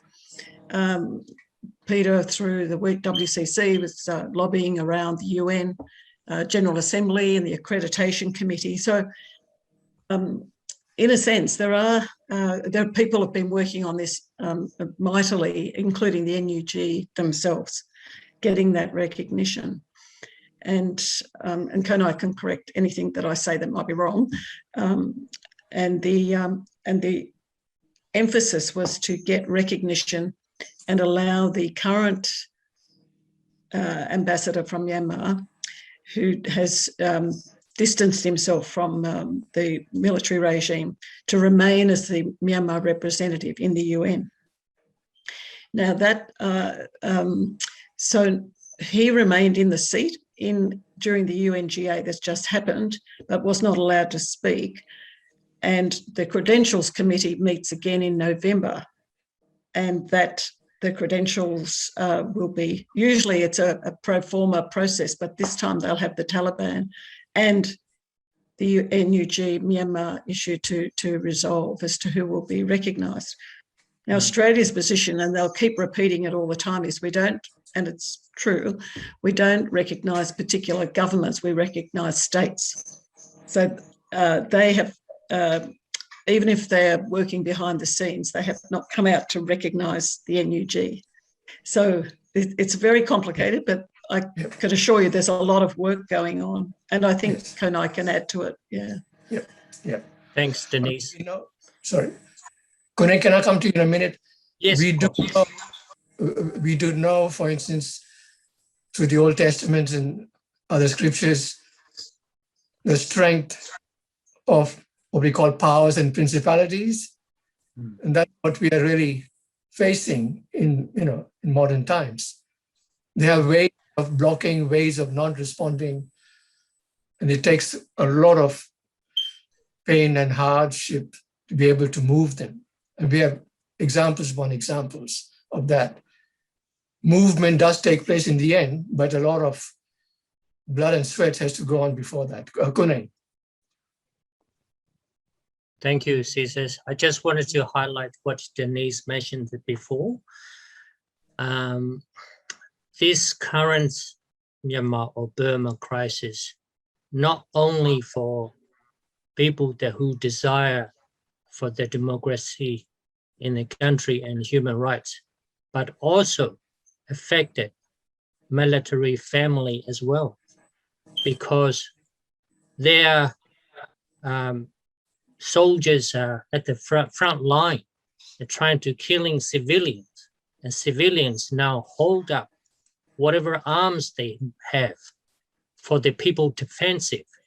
So only because of this small group of dictators ruling in the country. So For the church community, this is how we see human being in this atrocity created by a small group of the dictatorship Myanmar. So, as Denise mentioned before, the government is behind the closed door. They're doing involved listening to people, but not outspoken officially because of the they recognized as a state, but not as a government. But for NUG or the Myanmar Diaspora Group in Australia, the state is living all the citizens of people, Myanmar people, and they should recognize the will of people wishes. That's what we want Australian government to listen. So as I said, I mentioned that earlier before, in our CRPH and UG support group website, the letter to MPs that's mentioned it's every information, recognition of the National Unity Government, as well as the recognition accepting the UN credential of our people elected the UN, the representative of Myanmar. And yeah, thanks, Caesar. Okay, all right. We have spent a lot of time on how we deal with our government and so on. And we've had a good discussion. And I request people over here to take this discussion back to their churches and find ways forward, including through your own contacts with the backbench and so on. The three names you mentioned before of Smith, Khalil, and Kiching are three of many parliamentarians are members of churches. And you would know who, besides these three, are people you can talk to. Let me move on to another thread that was thrown in by Sister Geraldine, and she spoke of a National Day of Prayer. Geraldine, where are you? Geraldine, yeah. Could you say a few more words on that? Because it has the ability to draw attention in a different way to what's happening in Myanmar. Geraldine.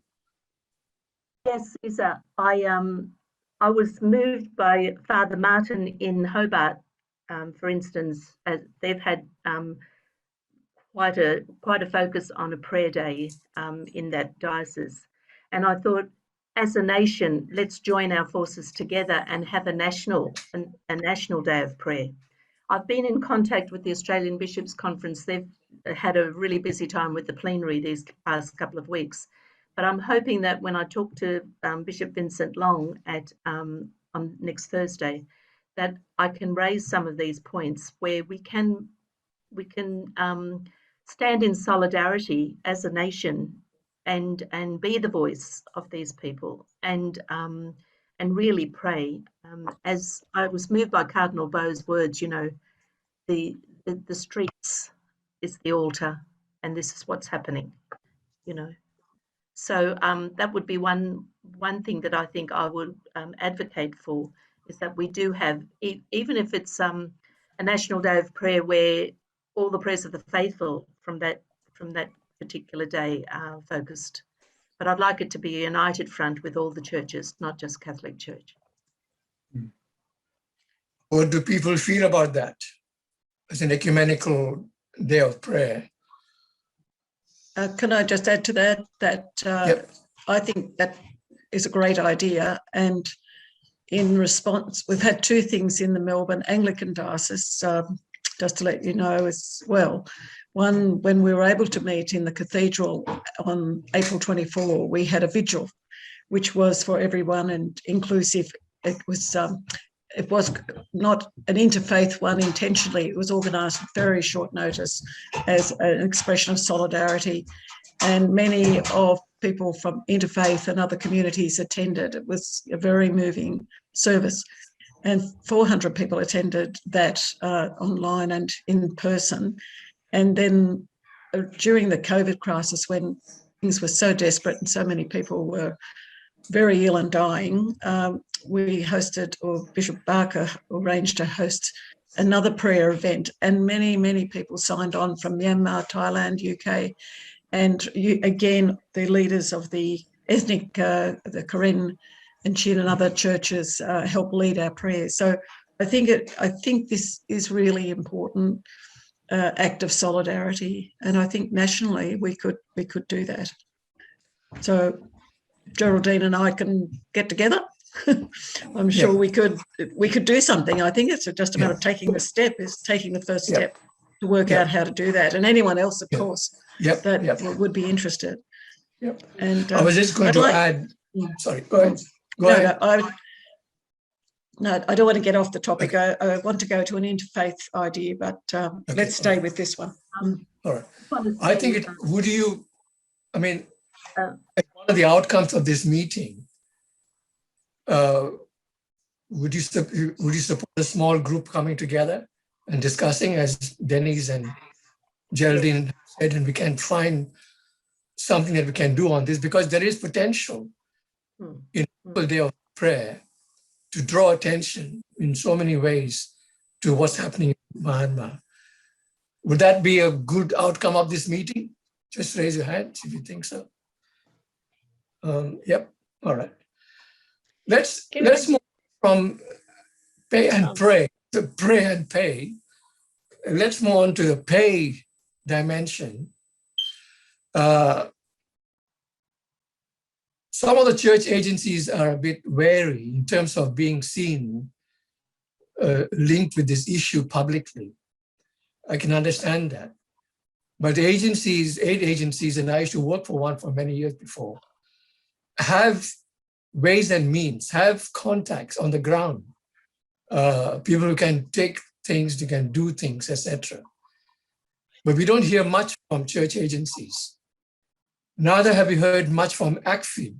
ACFID is the Australian Council for International Development. It's supposed to be the umbrella organization for the 100 plus NGOs, aid agencies, but we haven't heard much. Now, there is a possibility that churches and church aid agencies can play a role in getting themselves and possibly ACFID concerned with this issue that could crystallize into some sort of an action.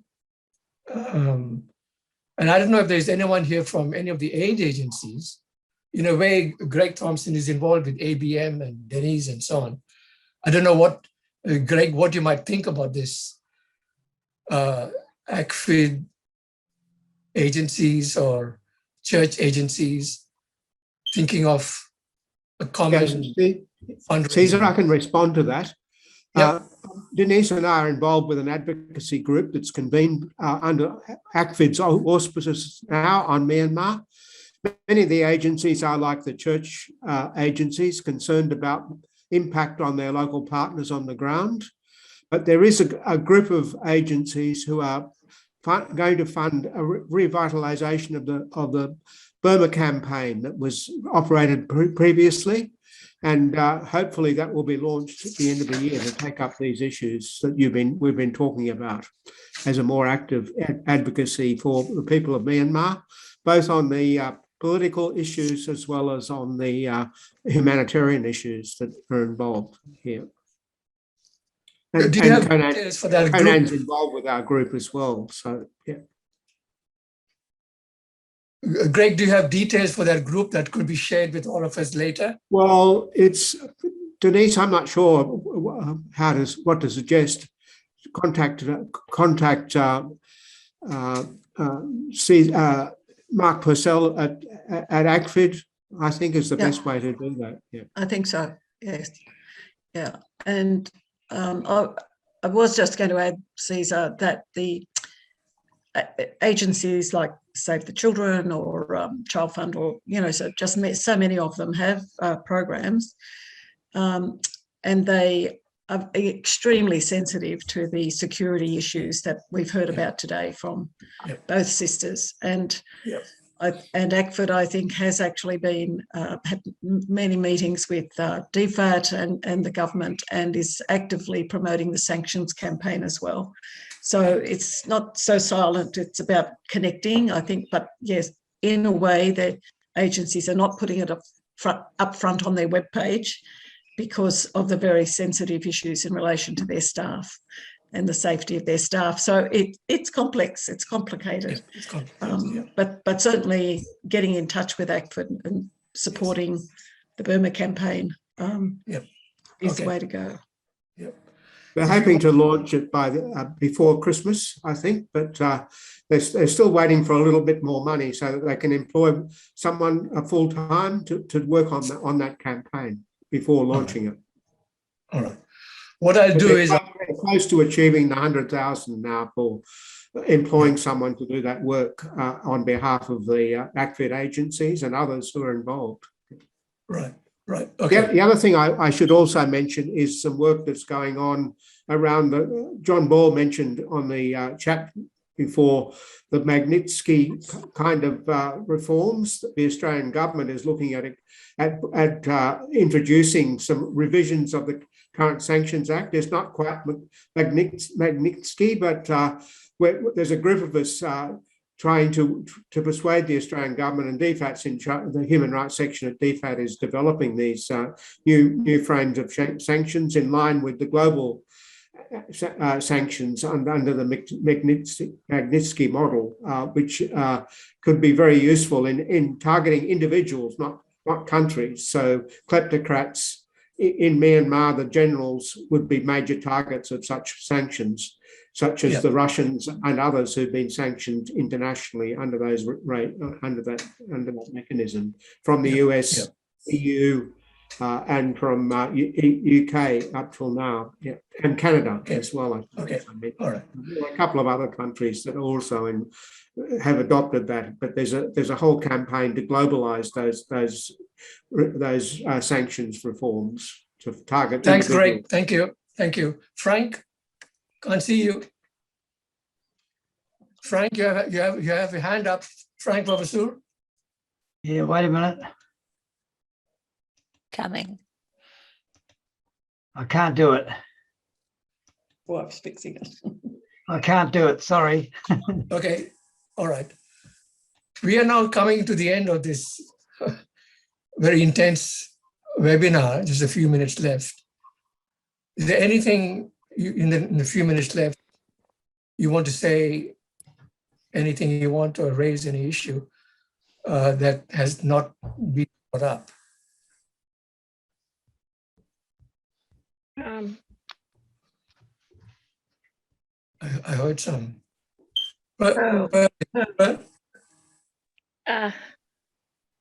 Sorry? Yeah, was it you? Yes, yeah, but I'm just trying to get, I don't know if you can hear me. Can you hear me? Yes, okay. You can hear me? Yes. All I wanted to say is that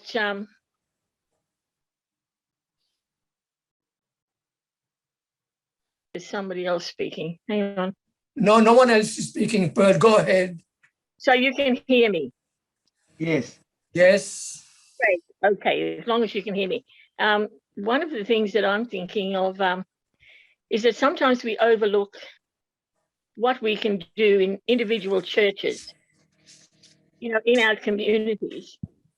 Get to know any of those people who might be living in our community, because it'll be a good place to start, to even encourage them to recreate another place to call home here.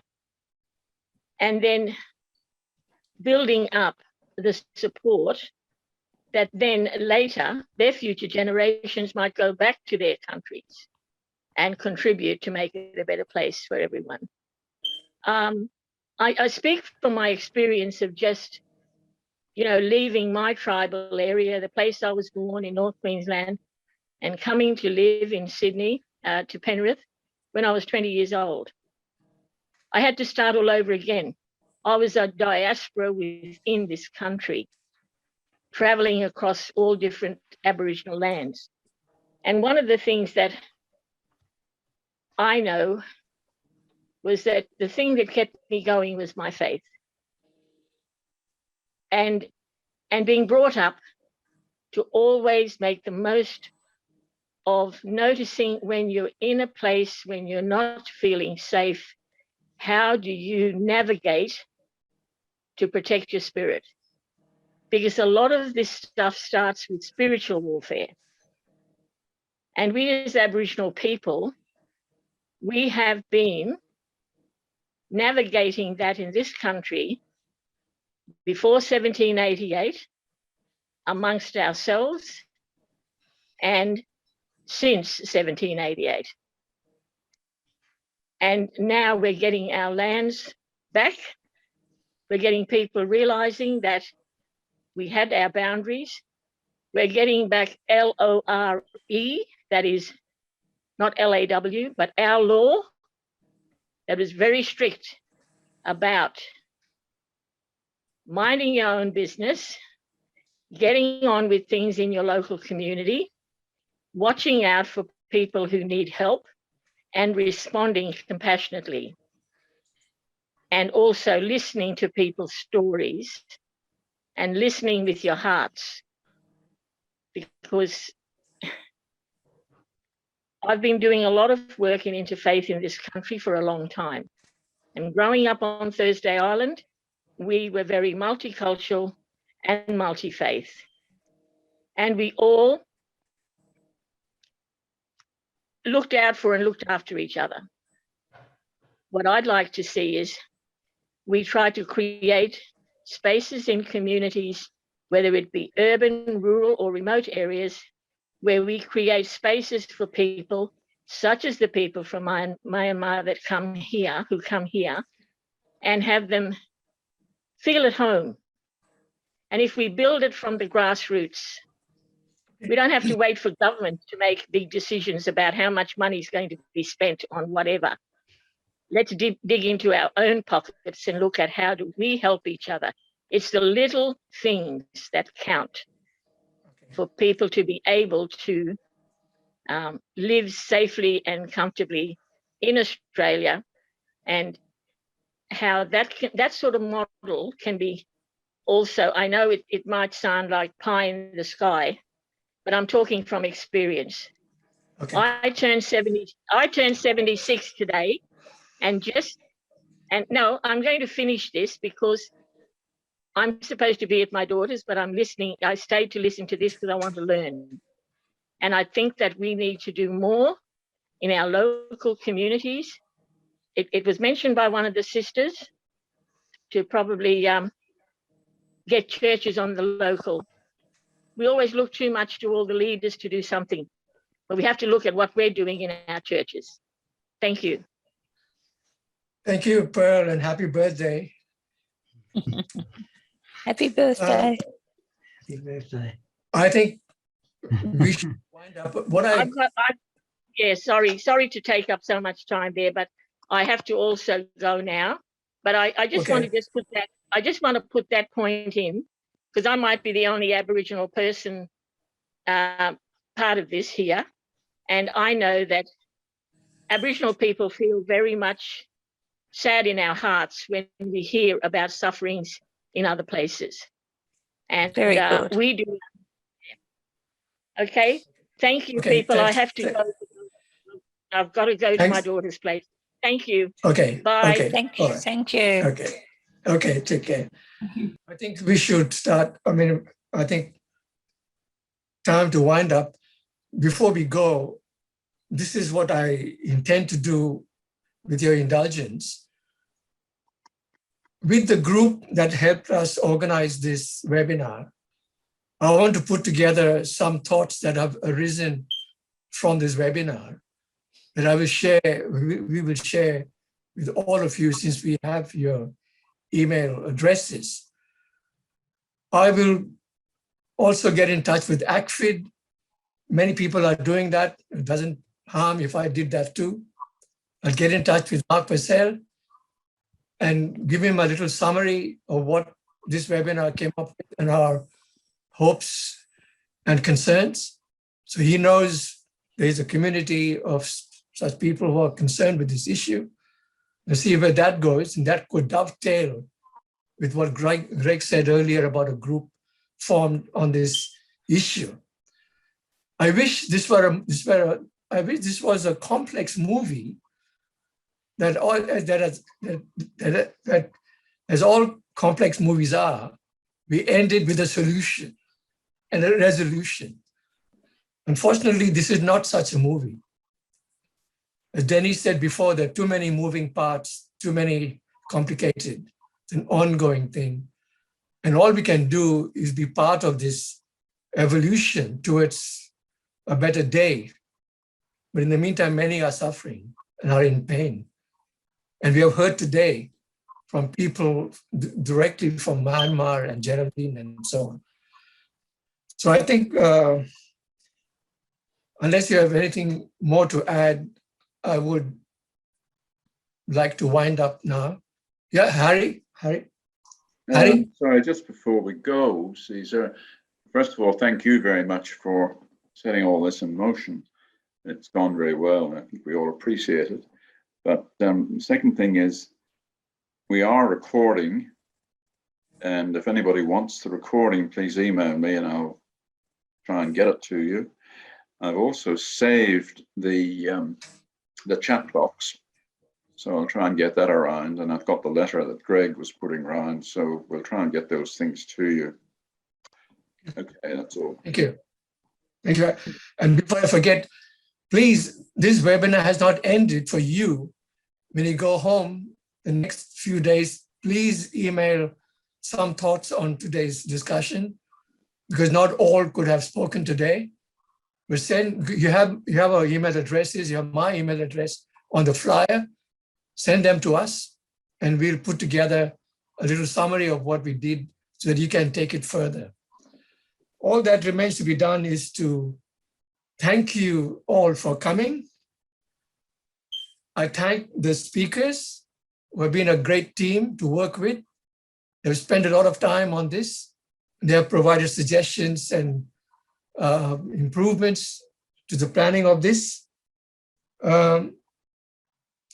I thank all those who have helped with the organizing of this webinar, who may not be speakers, but through emails and other suggestions, they have helped make this webinar better than what it could have been. All I can say is thank you for coming. See you. Goodbye. Bye. Thank you. Thank you. Thanks, everyone. Thanks, everyone. Thanks, Harry. Thank you. Thanks, Harry. Thanks a Thank you, lot. Caesar. Bye-bye. Thanks, everyone. Thanks, Thank Harry. you. Bye. Thanks all. Bye. Bye. Thank you. Bye. Thank you. Thank you, Harry. Bye.